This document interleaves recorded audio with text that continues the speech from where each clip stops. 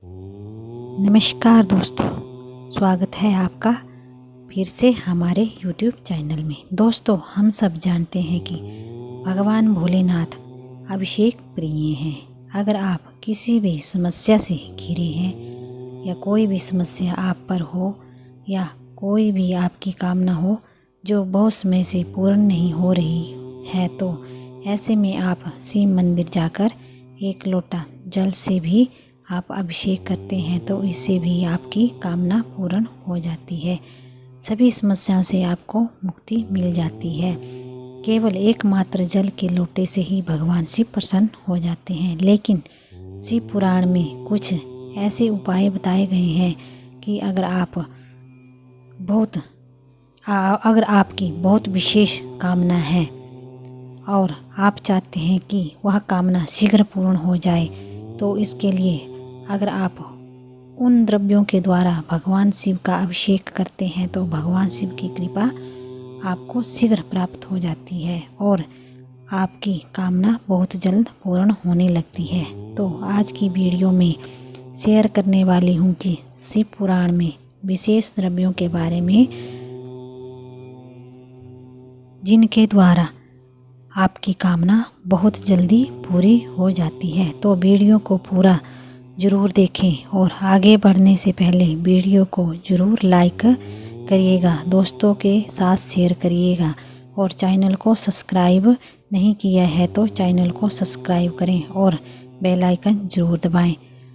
अब बात करते हैं वीडियो के बारे में। शिव पुराण में भगवान शिव की कृपा पाने के लिए उपाय बताए गए हैं। शिव की कृपा पाने के लिए, अपनी कामना को पूर्ण करने के लिए और समस्याओं से छुटकारा पाने के लिए शिव पुराण में कुछ उपाय बताए गए हैं जो बहुत ही सरल हैं। अगर आप इन उपायों को बड़ी श्रद्धा और विश्वास से करते हैं तो आपकी कामना बहुत शीघ्र पूरी होने लगती है। और अगर आप मन में कोई संशय रखते हैं तो इन उपायों से आपको कोई लाभ नहीं होगा और कामना पूर्ण होने में बहुत समय लगता है। इसलिए अगर हम शिव मंदिर भगवान शिव के शरण में जाते हैं तो हमारे मन में अटूट श्रद्धा होनी चाहिए, भक्ति होनी चाहिए। चाहे हमारे पास जल का एक ही लोटा हो या विशेष द्रव्य हो, अगर हम पूरी श्रद्धा से भगवान को अर्पित करते हैं तो भगवान शिव प्रसन्न होकर हमारी कामना शीघ्र पूर्ण कर देते हैं।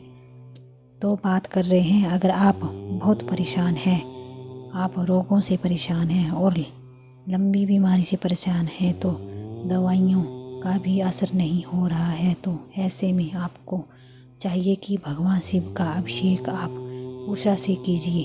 उषा तो वैसे भी बड़ी आसानी से मिल जाती है। उस उषा को जल में डालें और महामृत्युंजय का मंत्र का जाप करके या ओम नमः शिवाय का जाप करके आप शिवलिंग का अभिषेक करना चाहते हैं तो ऐसे में कोई रोगों से मुक्ति मिल जाती है। अगर आपको बड़ा घर आदि गाड़ी चाहिए तो उस कुशा को जल में डालें और महामृत्युंजय के मंत्र का जाप करें या ओम नमः शिवाय का जाप करके आप शिवलिंग पर अभिषेक करते हैं तो ऐसे में रोगों से मुक्ति मिल जाती है। अगर आपको बड़ा घर गाड़ी चाहिए तो भगवान शिव का दही से अभिषेक करना चाहिए। जब भी आप अपनी कामना के लिए भगवान शिव का अभिषेक किसी विशेष द्रव्य के द्वारा करते हैं तो जो अभिषेक करने का तरीका होता है, तो सर्वप्रथम आपको जल अर्पित करना है। उसके बाद जो आप द्रव्य लेकर गए थे उस द्रव्य से अभिषेक करना है और उसके बाद भी शुद्ध जल से अभिषेक करें, गंगा जल से अभिषेक करें। तो अभिषेक के बाद जो आप वस्तु अर्पित करेंगे उसके बाद भी जल अर्पित करना चाहिए और विधि विधान से आप पूजा करके भगवान शिव से प्रार्थना करेंगे तो आपकी कामना अवश्य पूरी होगी। अगर आपको धन का अभाव है, कर्ज में आप घिरे हुए हैं और धन के अभाव से बहुत परेशान हैं या नौकरी आपकी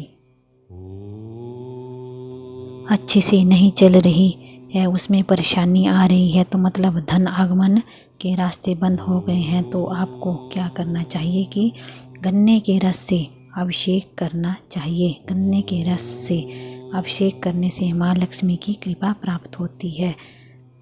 अब अगर आपके पास गन्ने का रस ना हो तो क्या करें, थोड़ा सा जल ले लीजिए, उसमें थोड़ा सा गुड़ मिलाकर गुड़ को घोल लीजिए, तो उसी रस के द्वारा आप भगवान शिव का अभिषेक कर सकते हैं। इससे भी माँ लक्ष्मी की कृपा मिलती है। और जो गन्ने के रस से अभिषेक करने का फ़ायदा होता है, उसी तरह गुड़ से भी होता है।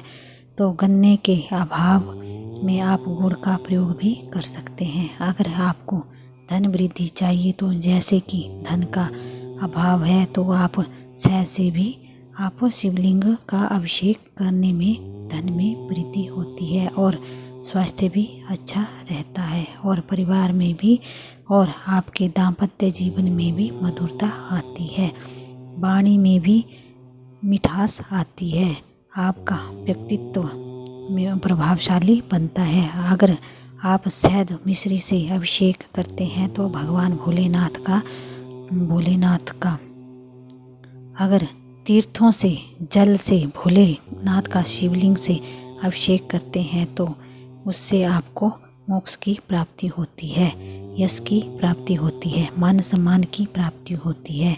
अगर तीर्थों से जल से भगवान शिव का अभिषेक करते हैं तो अगर आप रोगों से परेशान हैं तो आपको इत्र मिले जल से अभिषेक करना चाहिए।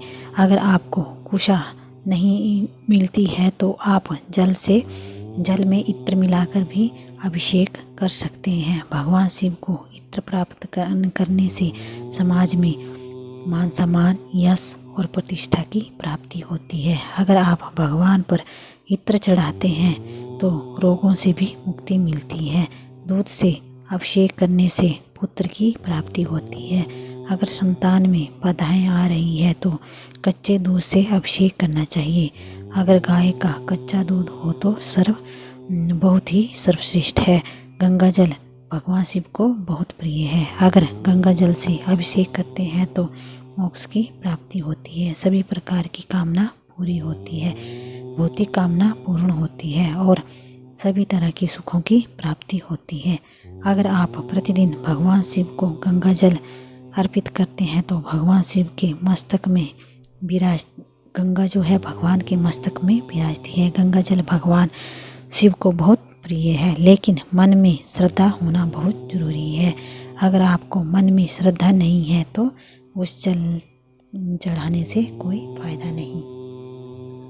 अगर आप पढ़ाई में कमज़ोर हैं, शिक्षा प्राप्ति करने में बाधा आ रही है, आपकी स्मरण शक्ति कमज़ोर है, तो आपको चाहिए कच्चे दूध में शक्कर मिलाकर भगवान शिव पर अर्पित करना चाहिए। इससे सद्बुद्धि की प्राप्ति होती है, अच्छी संगत मिलती है। भगवान शिव की कृपा से आपका मन पढ़ाई में लगने लगेगा और आपको सफलता प्राप्त होगी। अगर संतान प्राप्ति में बाधा आ रही हो तो शिवलिंग पर गाय के घी से अभिषेक करना चाहिए। घी की धार भगवान शिव पर अर्पित करें। जैसे हम जल चढ़ाते हैं उसी प्रकार घी की धार चढ़ाने से वोश में वृद्धि आती है। घी की धार चढ़ाने से धन में भी वृद्धि होती है और आप भगवान शिव पर शुद्ध शहद अर्पित करते हैं तो आपके जो हैं सभी पाप जो हैं नष्ट हो जाते हैं। अगर आप शुद्ध शहद से शिवलिंग का अभिषेक करते हैं तो इस तरह द्रव्यों का चयन करना चाहिए। अगर विशेष प्रकार की कामना है तो इस तरह अगर आप भगवान शिव पर सरसों के तेल से अभिषेक करते हैं तो सारे रोग दूर हो जाते हैं, शत्रुओं का नाश होता है। अगर आपको शत्रु परेशान कर रहे हैं और शत्रुओं से घिरे हुए हैं तो यह कर्ज से घिरे हुए हैं तो सरसों के तेल से अभिषेक करते हैं तो शत्रुओं का नाश हो जाता है, रोगों का नाश हो जाता है और कर्ज से भी मुक्ति मिलती है। लेकिन सरसों के तेल से अभिषेक ऐसे नहीं करना चाहिए। अगर बुरी स्थिति हो तो ही भगवान शिव पर तेल का अभिषेक करना चाहिए, नहीं तो और बहुत सारे ऐसे द्रव्य हैं और बहुत सारी चीज़ें हैं जिससे भगवान शिव को अर्पित कर सकते हैं, जिससे अर्पित करने से सारी कामनाएं पूरी हो जाती है। अगर हम सच्चे मन से भगवान की पूजा अर्चना करते हैं तो और कामना करते हैं तो शत्रुओं का नाश होता है और ना ही रोग होंगे और ना ही शत्रु होंगे और ना ही कर्ज चढ़ेगा। अगर सच्चे मन से आप भगवान शिव की आराधना करते हैं, एक लोटा भगवान शिव पर अर्पित करते हैं तो आपकी कामना बहुत जल्द पूरी हो जाती है।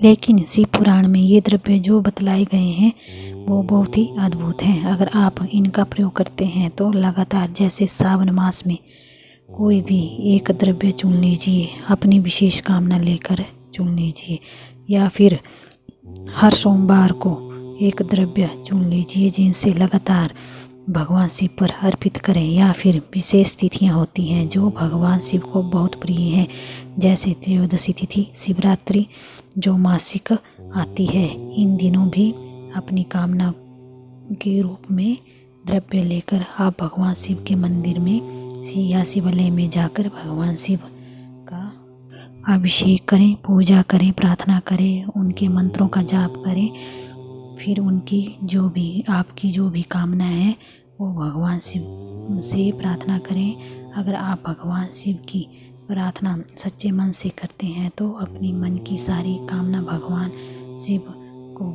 शिव से शेयर करते हैं तो आपकी कामना पूर्ण होने लगती है।